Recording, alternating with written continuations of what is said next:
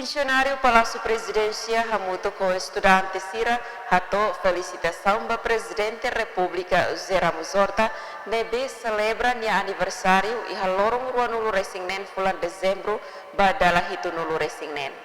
Banhira Presidente da República tama hosi ponto entrada Palácio Presidencial, sefi Casa Civil ou Casa Militar, hamuto com funcionário, nomos estudante Sira, hanano ho décimo Presidente, no hato votos parabéns nomos Feliz Natal.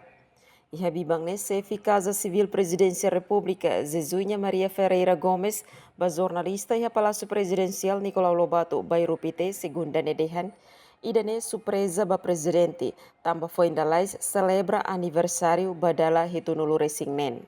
Nunemos presidente da República José Ramos Horta hateteng, nudar aman avô no chefe estado, sente honorado Tebes ba felicitação hotu nebe hatohu si funcionário no mos estudante sira. How no da Emma, no da Ama, no da avô, no da presidente, Leleu, quando a mekik, lavare que que deu a minha mãe, a mesa no recém-ida. Depois, primeira mãe, muito portanto, está no recém-tolo. E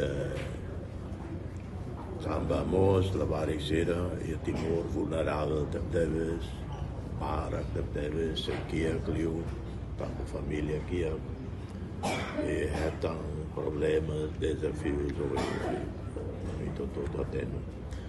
Também no dar Emma, no dar cidadão, no dar presidente da República, busca sempre calmar também Sira.